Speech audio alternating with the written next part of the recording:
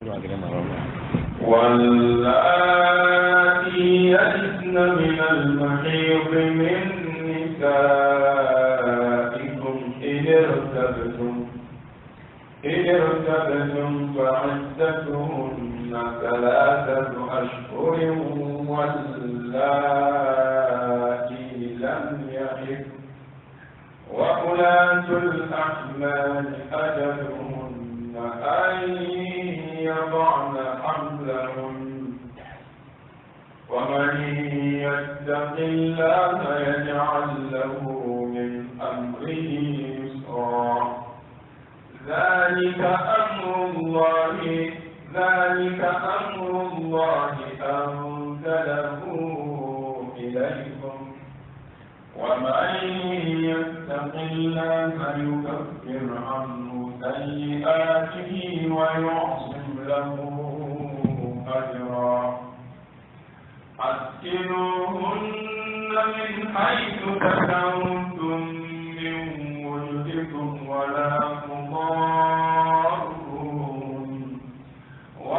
تضاروهن لتضيقوا عليهم وإن كن أولات حمل فأنفقوا عليهن حتى يضعن حملهن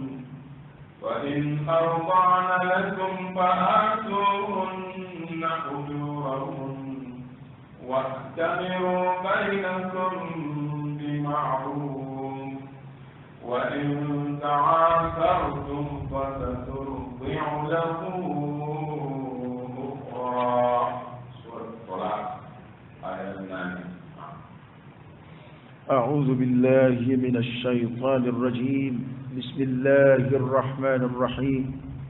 وصلى الله وسلم وبارك على سيدنا ونبينا وشفيعنا وحبيبنا محمد وعلى آله وأصحابه وسلم تسليما كثيرا. رب اكفنا السوء بما شئت وكيف شئت إنك على ما تشاء قدير. ربنا هب لنا من أزواجنا وذرياتنا قرة أعين واجعلنا للمتقين إماما. لك أن بسواب لك دانبوك لك أن بلو أسلام يتشنك لك أن فتو المنيذر أبين على فاكان أكمل بانك لا إله إلا الله محمد رسول الله صلى الله عليه وآله وسلم. أعوذ بالله من الشيطان الرجيم. أبي تناين كروكرا على فاكان بوشي شيطان على كدنا باكا فرلك رفن. واللائي يئسن من المحيض من نسائكم إن ارتبتم. أوا كو ما منو جيت كرا أمسولا مسوم فروس أتودو ujigit garabuna la dayilla kuni asgara okora ina be flanfla la uluka ida kingan kibarula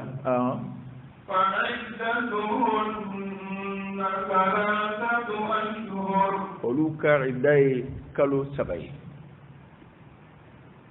so grupu folo tafora o yemunu bil la daye ko saba qur'ana aya wero yo kuma sonjila awa munun jigit kera ola oye so munun shi biritira kasi balku ya shima nu jigit kera o kibaru yaina ango jete nef ambay sambi dur ni dur kata sambi orla nga don do ko jete tala ko adama de benaka adama de accugo yadu do tabsiga tige jona aywa do tabi mesina bana ni ma min to la ala kono o koraydi so roba min balku yara ni furu sallat kira uma jate keni ladai alidunti ladai yeble bana ko ka jate kalu sabai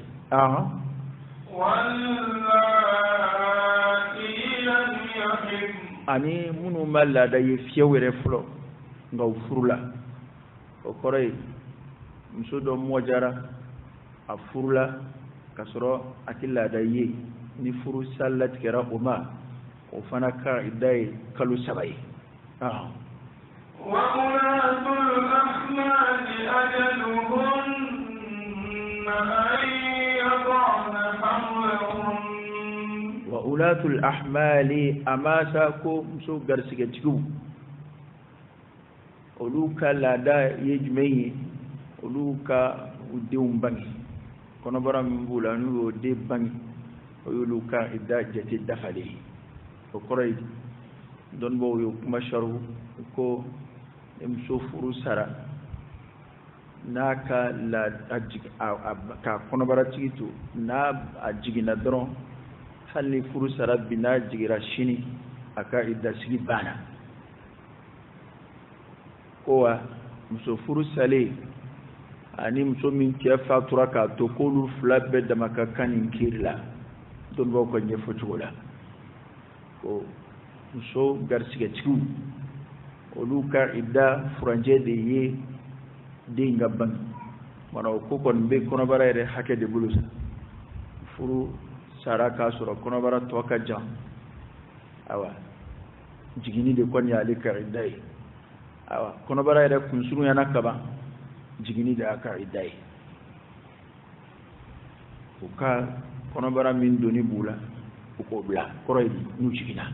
e muso jigina aka idai siki bana ومن يتق الله يجعل له من أمره يسرا ونما من سرنا عليه فعلى بنغيقوتي أكاكولا ni kumai ya fulana ne sabana ji ya sabana kuni ma min sirana alai na fa wadafo alai yasrayna ni roina kuni ma min sirana alai ko ala bin noya kati ya ka kula alai yasrayna ba da made ka kugelan abike sobu ko lu noya yulu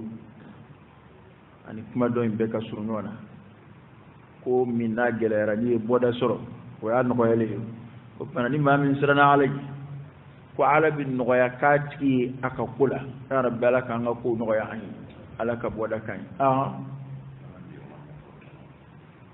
فلانا وديك يجي سمي دم فرابوني نيونج وكي يجي سمي على يسرنا تابكم وفلانا ديجي ما سبب دي فرانا يسرنا على جبدا على كا وسوقنا جفه ذلك أمر الله أنزله إليكم ذلك أكمم فرا إذا سكيكوين فرصة كنغان كبار من فرا أمر الله ويا الله تعالى يأمر به أي من جي أكا يا يأمر مني ألك يأمر به من فم فلين ذلك وبسكي كتا فرصاني أكيد ذلك إن كان بدما أمر الله alaka ya mardu dode alaka ya mardu yere sabu kete aw moka fendlalinde furu sallat kere chemi ma o manga bama msore min furu sara o manga fo ko ni shere uti bulaleka fa alaka ya mardu wa man yattaqillaha yukaffir anhu sayyi'atihi ko ni ma mizrana alayhi yukaffir anhu sayyi'ati ko ala botiki ka juguma kafari ay ala yasraye juguma kafarli sobu ni israna ala ni ka juguma ndemenu ala bulu kafari ko biye kuma ngono ni israna ala ni akorate kibike meleke akorate kibike nabi mai filimunum bi soro ala bulu yafa ebe famo adama de yanaw yani e kanna miri ma mizrana alayya mun jurum bo kana ko biya ka joni ko jurum ta kana ma doka nyena maya ka ala ko keram mago tala ibli ni tisra alanye ababi nyon zoro e kana jurum baba na msema skeret na ya fa ina alafe e mago yere te tubila ni ayi ani ayam nunga surunyona ala ya foli mige ka fona yoro janya babawla baka msemo nyafa anu ayo de bitali kenyoda bama ni sirana alay adama de hakilla misalla na da ma da ya sai ko beke wala sa fe ka nye ni filimunu ya soro oni mami ya ke mago talai est-ce que olu mena ci ko kaka ye ma bla barala ay fele beke pour que akanye bara min do faratika bu ay fele beke pour que akana ci ngaw be ko fe fiemunu ya soro oni mami aya ke mago talai ceni kerabulu mu de ya dan faray mumini bisra ala nyenga ala yesra ta bali fili ko ka soro ka to ala yesra nyinai to don ba do ba sharu afo ko hali mumini be ala sosola nya ba soro adu sun sirane shaytan stembala abige ya kuinge nga anima foni nai abede ibe ko infam ba soro ma do be ale mana filika kominge na be sira fa bi yere raketo do be ka dongli de dako ke fa bi yele kwa fa ba se korota ya obey dan faraj me mbuni yonche ube ko kele ne kew nga ale sira de ben sukuna o de ato ko imbu ya mbayoro o de ato don bo ba ko mabbe ikakon ala kutama akanna ijakan na faryala ni hakilatige commencera kan ila ala kutala dro ala kan kishikanta kore ko chenna basoro ma do be arebe ko inka ka ke kuma mina halo kuma ina fadu ko be kam o kuma ina asranet o akachala o tigite twala akachala o tikika tubi katili ngabi ma ko jugu jona ere mana ayala ebisra alera bi yele nde fuyi ta awde ba gele ko o koro ko diskunde commencera ka ci ni fini ka sanudi no bi yala ngana ngisira na ciena na nyebiri barala no ko bola blewa e megan senga baraka fini tashi ko bola blewa o ko yodi ana mumini kana son ikata so au niveau là dato ale sren jombu fo jurumu ya fa lay du bitla ka tay akoroydi ite masumu yow ite masumu yede don bo de fo ko mumini be komi baga min nasiri be bolola baga sigle bolola bi ingana ata kati daste fo fedo ma manga sero munuma nga o kofa abitla ka sigi kana abolokoro o mumini de beti da ta ala muminu majamuni sigi ala mai koredi kuma be bi sigi ko amma munafiquni kafiri ima o ka jurut ke wala ka bolobo to yo talede o tisigi o ala ko koni ma min zirana ala alayi kwa botigi ka wala jugu yafa koredi ebina fo mana mam bisira ala nyo bo wali jugu ke cugo ne bi yini nga saw ni ma bisira ala nyo yali o ba se nabi ma ya daraja ma o ba se ci ya daraja ma o ba ke meleke wa o ba to kwat tiga fliwa o ba to ko shaytan tika se ala madawla ani shaytan de be nyona kira ko ba be boli juli komi juli sira be boli la ci komina ame nyona li nyon daga bedi do mado abisila mado ibishinga ka bara beke fuiti ya to ala ko kale tawabi na kore shigatul mubalagha di kore tubi ka chaya ibi to de la safo shaytan era digibita tikeila ibi to la fi bita sabati ya rabbi ala kan sabati ga shaytan dunda do ejmeyi anga klito la shaytan dunda wala bilbil do ejmeyi aba fiye ko ebi era sengo ya kala ko ni bisika dabla eski aba fiye follow ma dabla ma tla ka siga ba follow ma dab aya fiye sa ni bisika dabla sa o shaytan ka wahayu o shaytan ka dundai jombi to tubila ni ala faralika fi bita sa tubika ibi sa domina basro ibi kishi straka ngani shaytan sterila shaytan bini jigit ka ala ka hinana shaytan bana fi ni wani ko tala de zagu adama no mutata ra ka kan no ka da fle ko ta ga duwe tay kana so abada ikasiki yere waju kallimani ala kuta kudoy kuma be yere jalaki o kada ala ide o kada ala ide bina hine ila shen dola ki boko ina iti sega mabli ya rabbi ala ko ke ayin ala ka andulo magin ala ka boda ke ayin ala ka anja ala sabuyi ko kuma ni ma min sarana ala ya ko ala bo ciki jurumu ya fa aka wala jugu abulu ya fa ibi filika kumununge shetana bisila ka kumununge ikala yen siranya kama ala ya don ki bisra legi adama de ya lafuna jashina dese ode yi senima ode yi nzima kwa ala bo ya fa mai abu koryali ka tawo de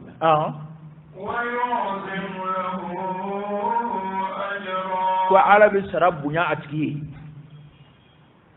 wa yu'zimu lahu ajra ko ala bi sarabadat bima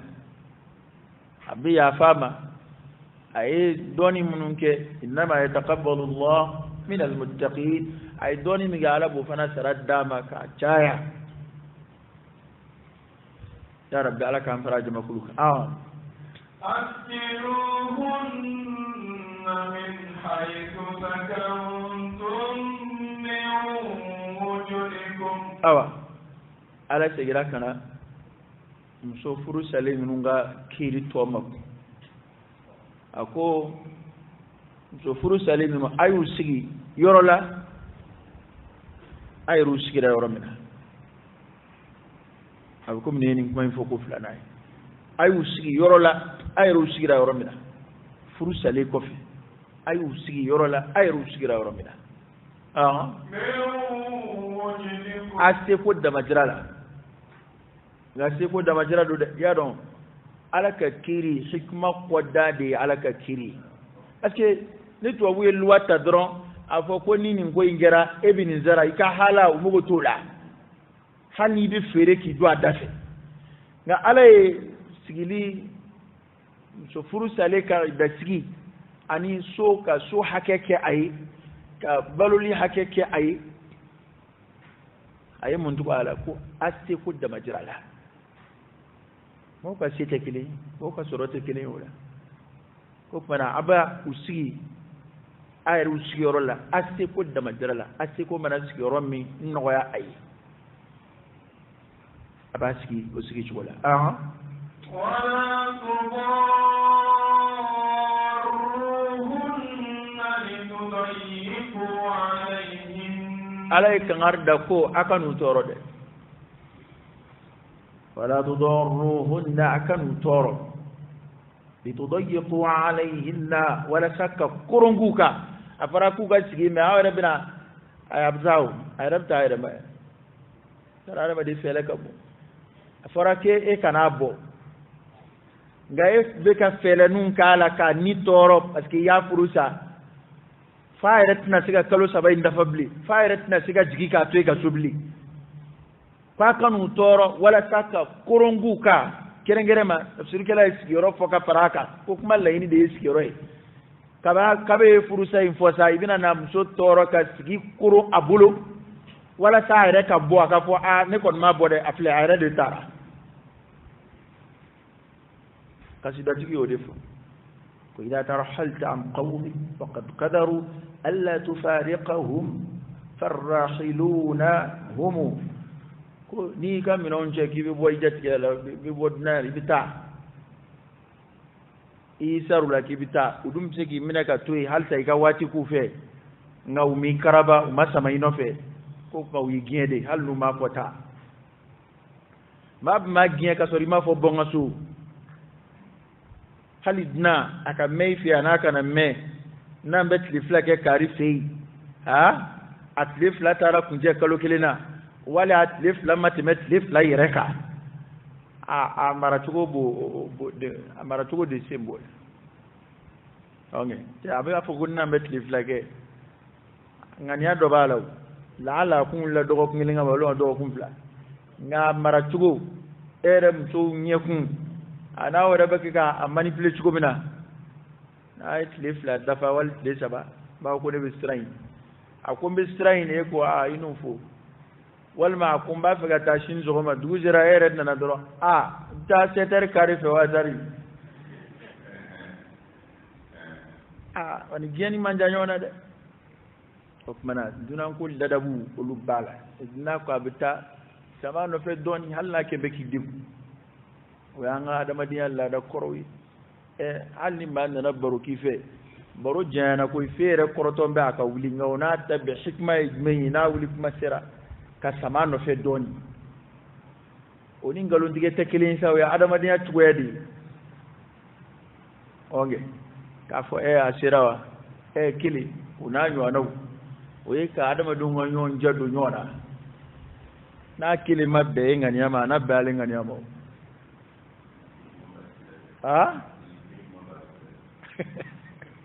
oni hikma batigila oni hikma zamina ibo to yo gawlia ete kira ko benye fo sallallahu alaihi wasallam tedi hikma ngoni ala ire de badama de so ala kan be jidi hikma na hikma dowla ni era donc timina ngoya nana ibaro ke nyona ibo famu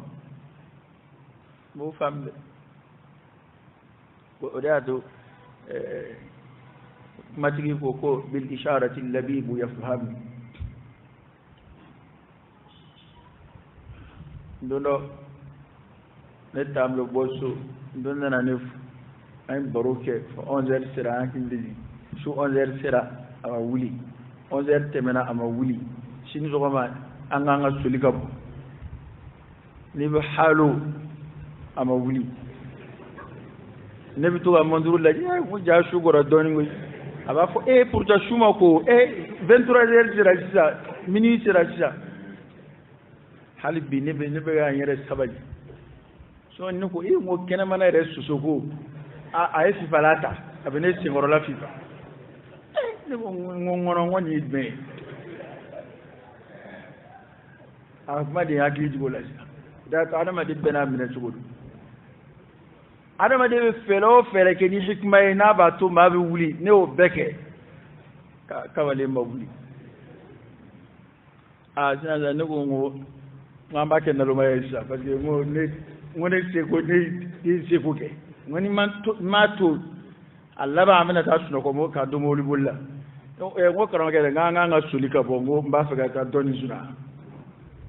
ado kono be famu santa Israel alaka boda de kai alaka boda kai mana famiyai alaka sondo nga famiya abukala fana de angan jandola de ma do tay mawhiba ya ala reyu sonko ilhamu famiya la ko don sona ko don ani ka ko don tete ma shi ta ref lana lo mayde ngani ya ko mo ka jalakili ka cheyno fe ibi tuga makki kun laje ka ika ko usmanu day obikew obikede mala bushite de ere ba don ko ni ko don ka teneka aba take cigo mina ni taketi akatale tilla goshi soro e ma ni ma boro burshi gono kara ni ka kegu ni mo be tamayon fe ni bi tuga ku tashi munun ba nyedon ibi me ka soro mo ma so mi fe ngadi ya ki reteti edndanye don ali nak maru bo woni te circulation don cigo kabala ke daite fi ko era kalama nga be hajo munayti jo abala kan nate blima manana be hajo ikana blima in koro era don fiyo nga e kon yaye mo yu jo ni gacce fara mo kabani iki jo ni mo tali dem ne kata nu ma to minew ne minew obina be kelenga nga mo yu jo e kelende mena woni yini ngarola nugo ko e nyeta fela ni ko kita do ko nyeta mo jo lela parce que ni kuma don fe do kinga nga mo jo lelo ana ala kan ji di famia be kala ko don be kala da ta don bo ya ko hikma be dowla me dokta tamanyon bu sutura nuka hikmay dokta wo mo lame bu mo ladigi kitab tigi a jete kono shima sura adama de la de ikanyina ma be ke annafa be doya mono re ko ti teklici don e tien fonno fe to fana don to tien re la ba do ko do ke chugo do la e ba fo ka kumanga keti ko do min bela ne ta keti o de tale da ale akla kun de kai wallahi akla kun de kai a rekele ka suma akla kun keti ko inde kai ko e ka konon ka buata yo de a to e ko ka kumanga keti ne akumbe chuola kuta keti ko an fe na mani fa ni ba ambe singe kuma do la ere wa kumanga keta ko hal na ba ka kumanga keta o ni edo e kun ka keta na eske ede alewa eta alewa aka ku don te kilin aka famiye te kilin wadatu alaka nabiyyu ala nabiyyu ci timma surat dila ko don ka tebaka ala yere de ba son hikmana abin nabiyyu majam kale ku don duba ku don ti nabi man shi sura pat dila ku doka hikma ka bunatai kani mamnu me yon fe luka hikma ka bunatai abu ku doke doka ku ke talla da bumbe ka temuka la ito yi alaka boda kai bara ko asiko da majrala aka usigi ayre be sigi romina nga asiko da majrala do koray ko sigili koina sakanu minabe mutallaqai hake do te wajibi ay ka mara tugo do te wajibi ay ka iseko de do iseko ngai kon ngasira ala nya kula kuma in cerot ke meni ala nya sanay kana fo ki iseko ni e ka soro o tete akume furula akume tugo mina de ka furu sara na be idala ebe ka yelema dundo ko bla ako ne da in seko asoro idimbe se fena mindo e shera ala bodon ala bambe duskundo وإن كن أولات حمل فأنفقوا عليهم kono baratiki ka kiri were nana konu garsige tikilama do fana ay nafakati kuka fuka taji we ko kuma impiripiri latike nata fora ko idaye faka jigi idadu musaka bey ni idabe ngaka foka piripiri latike parce que kono bara kuma do la ma ida bisiga ida doin doublé masalan ni kono ke kalo sabay ni furu sara abina kalo woro de ketsa bana e kan na ko ida ko ni dan kalo sabay ne bo financement de ke la ko muso garsige tigita o ta musaka be to sina fakata jiki aka ida be sina faka jiki tugo mina de kono bara infranje manager ya chugo a musaka keli ma wajibi fuka taji fa in arbana lakum fa'atuhunna ujurahun furusa ku ga jande opmani muso garsiga tigido na jigina ko wara bishinga ni chokoti kendo sisa a jigina aka idabana aka duni eka o fana bana nga ko na kura ya ni fen wara kun o jumai abina shindi le minge deba ko na de shindi dema ai siza furute na chebla abina shindi dema ko no kera abina fakati kaka ku den ko imina shindi furanje dema o bina nafakati yini chefe kukura okay de batiki debe min sama shin fa aka tada mana ko dilla doni ibino fana nafakati kaka dilla do furanje nayi shin di dema iye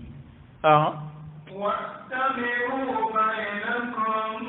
bi ma'ruf ko aka nyonya maruni nyuma yayi jango de hunga gola ta furu salete adama de yabani jango ni deba ni yonje ko o furu salain yani mso furu salain kuka nyonya maruni nyuma yayi dinga shindi ko kunga fena min na fa bisi dema tafsir kala basharuta ukabben dengoina ka sabali ka nyonya maruni nyuma yayi dingunga ngola nga nim sokon furu sale ko abi shindi dema de bi tabula ka shindama ibo nafakati ya oni ida sigi ta tekele te wajibi ko fa ka tuika sona saka ge de babulu ya balaka de ladu go soyi wali yoro wore balaka nafakati kaka kadaka buke ga shindi dema nga furu banedu furu tebli hali bita de laje sa so bis sutra ko so be ka kuma ajnabiya ibita de laje aha pangan jando de ye muso min furu sa itata febli de ka ko na fo e dina ina ma ina dilli du ko koro ka ke ko mi izi maharam non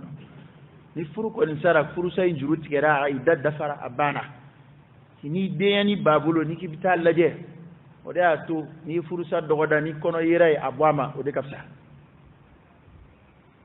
abwama o de nywana te neta ko ka chande adaka nabi shindi de ma wala sai ba sarade ibnu nafakatike ibo nafakatike awa den ni yonche ala ko kwa ka be aka nyon famu de nganna ke den tunune de kan na kungo soraka furusa jubla o shindi sara ko min fole fleka nafakatike dibatigi ka ka shindi jubla wana ko ni afo shindi mina we muso furusa letai ngaka fo ko imso furle bi kuna furusa ko kuma te foite ko ga saraka shindi dema o fora kasi koy madola angan zora nyona doni kuma ka chachane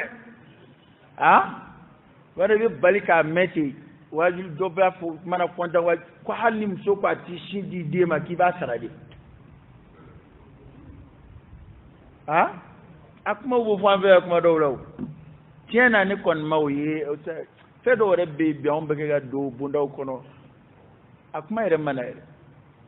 so furle bi kuna kona aka shindi dema aka toblike ka dima akika finu ko we die sigiro ka ban va de matlefobi kebe kene ma baroke muso so kono baroke khalas nima delika sogobe li koyo la dinena ko bita yele maka ke kore wala ko shindi musoma atoko wardi musoma ga shindi dema wala ma ko nati toblike ki basara ni muso benana aya ke nga akana foko e kiriye de fedo be automatiquement oye ko ketwe kuma ere tola ningal tola kiri ni ere tola ali shera ma fambe so aka ben sigila akana ke doere kapsa doesa ninga bo kata na songo yini o kata musaka yini kana obe so sara obe afebebo emin tora songo no katlaka na halika tobi dama nyene ma la odu e ka e don 20 e ka takhassusi ndiri ma yira kana ke wore ku morbe na jorote bisiri kono akana ke furuere halni ache flado ni kelen nana ni sugoye ka buru sa katlaka na son sa ka febe ke emizigi mbe e ma fuibo afitina fo na ne ka charbo ke furnena atonere ka mbulu nyene jato wala sai kana ke ma joro ndai shemina kira na kasa ba nu bina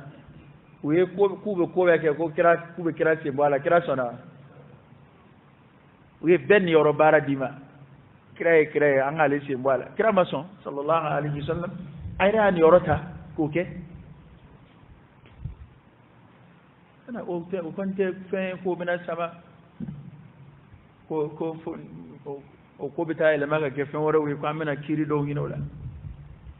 an won beto kiri hini na ya famta churu la tasalu an ashya'a in tubda lakum tasukum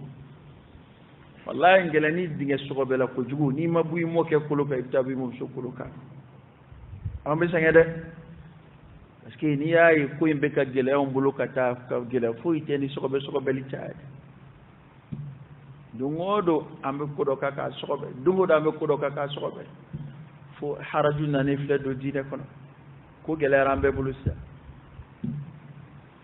soro ko ere ngulu ba olu chien kuma mena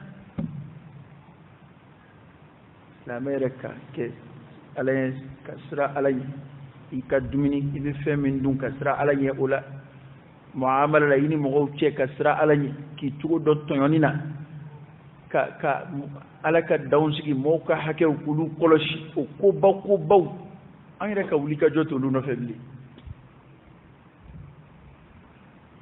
koni ay olu fam ba chien kuma mena ala ka boda de kan aha wa in ta'asartum fasaturdi'u lahu ukhra awa wa in ta'asartum kuna chegelera ama ben shindi ko inga furu saram soko ide mi naka bombulu na ti shindam parce que ni on den giri fam parce que on den fam muna ka fode ko muso fle hal ni furu sara kwa de mi naka di ma warama ko shindama amanjam fe anta fam ko mana gele chugo ni de shimi de ko me muso bolo ma tera to minen ko kuma yere fo man ni gele do be lu bita de di furusa imanu dusuka jubuta dedi na kera mi oyoye nyata man tamfe ya na muyato akuma bo fota be fam arabu kala dala hal ni furusa te de ko mi naka dima warama be shinda kasoro furusa yere te ko ngaw debe yere de bangine yi muso bi kunay abe adi shindi sarala do ma o lada ko be arabu fe do sababu do fala ku ma ko ka kan de hakili ma fa bi de hakili ja wal ma ko shindi sarala no be tanu e burusi de kono ka cha ko de kulobe geleya abi kan yere me a kulobe geleya abi burusi kono ko fam do e kundo fala ngala da kono ngumbu fi hallo ya soro 100% ko roy ka ko ku bedi baake no bek ndake parce que do ba ta do tam ne ka farata ka lebi shinda yere tama abi shindi wal tama ko saramne abi komi ko yin adama soro ke sray se batte mamunu yo lu kumba ke ka chaya se batte mamunu ni sete ya do wajibi do na shindi tama ni shindi sara table bare be shindi tama madola be do tam ne ka fari taka obe musaka ke obe demen ibe balo kanye ibe be shin soro ni rabi shin soro komi so balo la kanye ni a shinji ka cha de flab se ka shin mala komi flani mbawbe a de flab be di shin mi ka fa arabu ko la dake ko kuma nu mabbe nu tegele ara furusale ko fe o mabbe shindi lima shi de ka shindi o mabbe o ka o tegele ara o fasaturdi'u lahu ukhra ko muso werena shi di de ma cheyi muso werena de mine ka lamo ka shinda ma cheyi wana dingo ngabuni yonje